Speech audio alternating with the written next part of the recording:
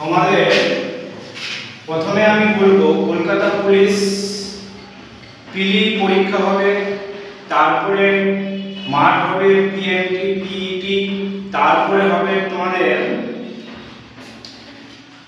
পিএনটি PET মাঠ হবে, তারপরে রিটিন টেস্ট আবার 85 মার্কের হবে, তারপরে ইন্টারভিউ। এইভাবে প্রসেসে তোমাদের কিন্তু নেওয়া হবে। যেমন এখানে কলকাতা পুলিশ প্রিলিমিনারি রিটিন টেস্টে 1 নম্বর থাকবে general awareness and general knowledge 40 mark, 2 নম্বরে থাকবে এলিমেন্টারি ম্যাথমেটিক্স মাধ্যমিক স্ট্যান্ডার্ডে 30 মার্ক,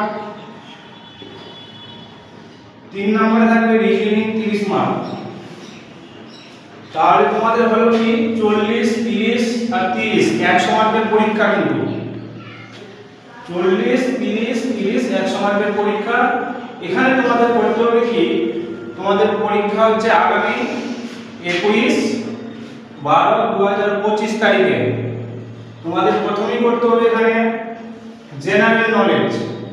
জেনারেল নলেজ থেকে ইতিহাস ভূগোল বিভিন্ন রকমের প্রশ্ন হবে। জেনারেল নলেজটা একদিক থেকে 40 মার্ক, 40টাই অ্যানসার করার চেষ্টা করবে।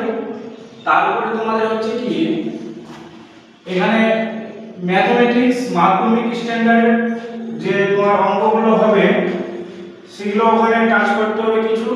এবার কেউ যদি ম্যাথটা ছেড়ে রিজনিং করো তাহলে রিজনিংটাও 30 মার্ক আছে, ম্যাথটাও 30 মার্ক, আর general awareness and general knowledge 40 mark.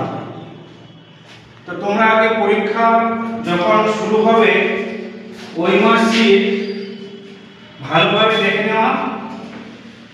ওই মার্কশিটে যেন কোনো কার্বন কপি থাকে, কোনো দাগ না পড়ে বা আর কিছু না পড়ে। ওই মার্কশিটটা ফিল আপ করবে তখন question booklet, roll number, signature ভালোভাবে লিখবে। লেখার পরে তারপরে তোমাদের জেনারেল অ্যাওয়ারনেসটা করলে, এবার কেউ হয়তো ম্যাথটা করলে বা রিজনিংটা করলে, এবার ম্যাথটা মিলাতে গিয়ে একটা যে কোনো অঙ্ক মিলাতে গিয়ে মনে হচ্ছে যে পারবো, অঙ্কটা মিলছে না, তাহলে তোমরা কি করবে, যে যখন মিলছে না অঙ্কটা তখন ওই প্রশ্নটা ছেড়ে নেক্সট প্রশ্নে যেতে হবে। ওটাতে তুমি যদি 4 মিনিট 5 মিনিট লাগিয়ে দাও, তোমাদের এখানে সময় থাকছে 1 ঘন্টা। 1 ঘন্টা সময় আর 100টা প্রশ্ন তোমাকে সবগুলোতেই টাচ করতে হবে একটু একটু করে। এবার যে ম্যাথটা তোমার কাছে মিলছে না সেটা ছেড়ে দিয়ে নেক্সট প্রশ্নে যেতে হবে।